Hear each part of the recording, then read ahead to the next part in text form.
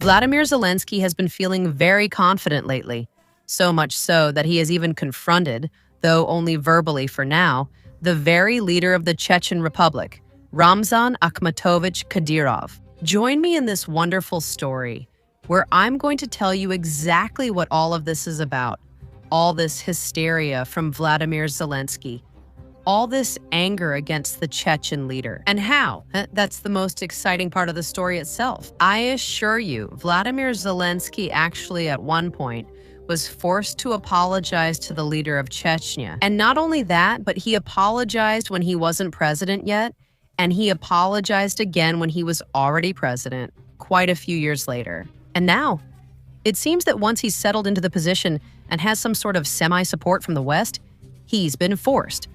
Has all of this been forgotten? But the newspaper archives are very wise.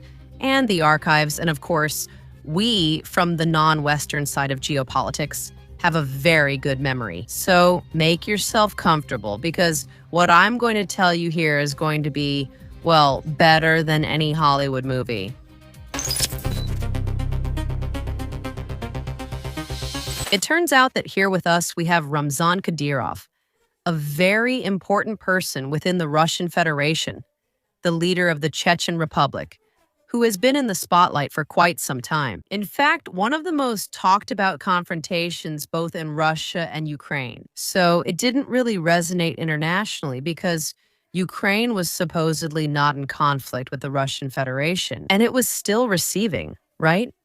It had just recently welcomed Victoria Nuland with the jar of cookies, but it turns out that Volodymyr Zelensky, even back then, didn't have much sense for certain things and dared to joke about Ramzan Kadyrov. That had absolutely devastating consequences. It turns out that Volodymyr Zelensky had to apologize, but of course, he didn't dare to go to Grozny to do it directly because it seems like someone got scared. Kadyrov did want to receive him personally, but figures from the highest political level in Ukraine had to get involved to try to resolve those events.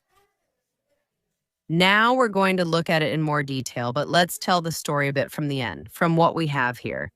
Today, everyone saw the result of Maduro's kidnapping.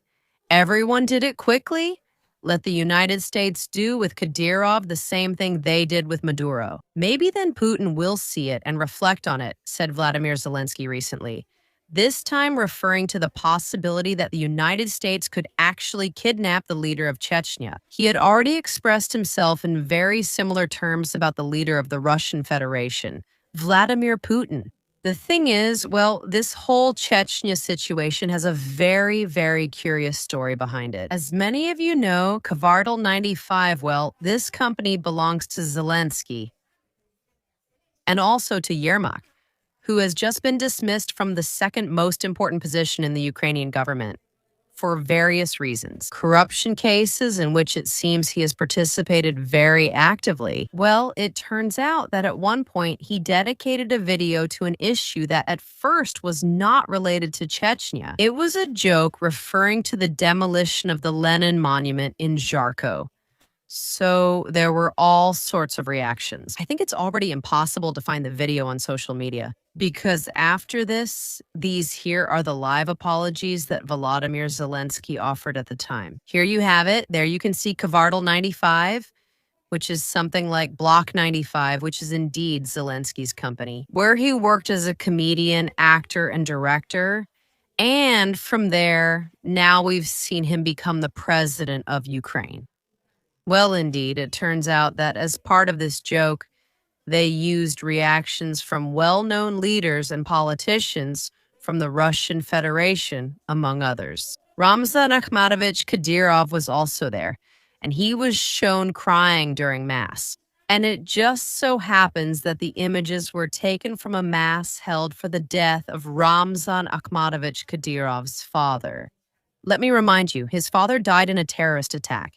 He was the previous leader of the Chechen Republic, and now his son holds that position. And well, it's worth noting that this was probably one of the most delicate moments in Ramzan Kadyrov's entire life. So obviously the joke got out of hand, or in other words, Vladimir Zelensky was never known for being a particularly intelligent person. In the joke, they said, they took down Lenin. He lived in Kharkov for 80 years. I'd never seen anything like it. Nazis, Banderites, what can you do? And in the background, indeed, Ramzan Kadyrov appeared, crying because of his father's death during Mass. You can't even begin to describe or imagine how angry I was. For obvious reasons, the video caused the most negative reaction possible within Russia, but especially within Chechnya. And obviously, at home, and in the mind of the Chechen leader himself, Zelensky. So he ended up absolutely terrified. He realized his mistake and understood that from the Republic of Chechnya, he was being demanded to offer the appropriate apologies. And moreover, from Kadyrov's circle, what they wanted was for Zelensky to have to travel. The whole joke happened in 2014. So, at that time, the context was nowhere near as openly confrontational between Russia and Ukraine as it is now. Still, what was planned was meant to occur under completely normal conditions between both countries. That Zelensky would travel to Grozny and personally apologize to Ramzan Kadyrov? Zelensky then ran and knelt before the then high-ranking officials of the Ministry of the Interior to ask them to help him solve the problem in any way possible. It was Evgeny Kvartal, a police general, former first deputy chief of the National Police of Ukraine, and head of the criminal police, and also Vladimir Evdokimov, a police general and the first deputy minister of the Interior of Ukraine. The generals, in fact, ended up saving Zelensky's ass. He apologized, but Kadyrov kept insisting that he travel to Chechnya because those unofficial apologies didn't seem enough to him. So the case didn't really have much public impact. They tried to cover it up, especially on the Ukrainian side. And of course, the video was deleted from all social networks. And after following the elections of Volodymyr Zelensky, and after his appointment as president of Ukraine, it turns out that the video, no one knows how or from where, resurfaced again.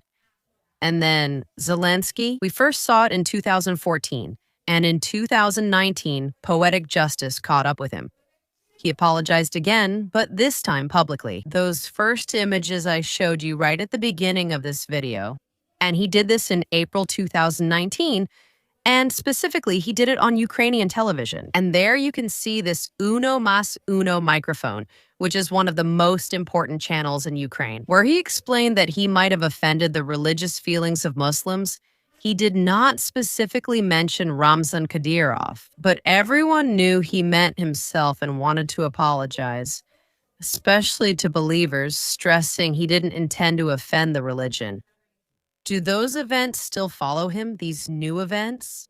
Now it seems that Volodymyr Zelensky has lost his fear, meaning that before, he couldn't even get up from his chair because of how afraid he was to apologize. Facing Ramzan Kadyrov after the absolute barbarity he committed, what did he do? Because beyond, well, respecting whatever religion it may be, this is truly a very delicate moment in the life of absolutely anyone. And no matter how much of a leader of Chechnya he is, well, first and foremost, he is a human being. And a human being who has just mourned the death of his father. So just imagine in what moments of pain this catches him. So I repeat, he was absolutely terrified and acted, among other things, according to that fear. Now, under the new circumstances, when Zelensky is asking the United States to come for Ramzan Kadyrov and take him away, to kidnap him by helicopter like they did with Maduro, so that Putin sees it, and from then on is also afraid, we can draw the definitive conclusion that he seems to have completely lost his fear, which, allow me to say this to you. As a war correspondent and someone who is in constant contact with the military, it's one of the worst things that can happen to you, whether in conflict, a direct helicopter situation, or in any situation that happens to you in life. Fear is something like a life insurance policy that we all have. If Zelensky loses it, he could lose what is most valuable. And no, I'm not talking about his own life here, because at this point, Zelensky's life hardly matters to anyone at all. But that's how the presidency of Ukraine is. The power he has now, also the access to resources, and above all, the favor of Western partners, who clearly, in fact, as we've discussed just a few hours ago on this very channel, are already turning to inevitably have to negotiate with the Russian Federation. It seems he has forgotten the place he should never have left and the attitude he should never have abandoned. How much is this going to end up costing him? Place your bets.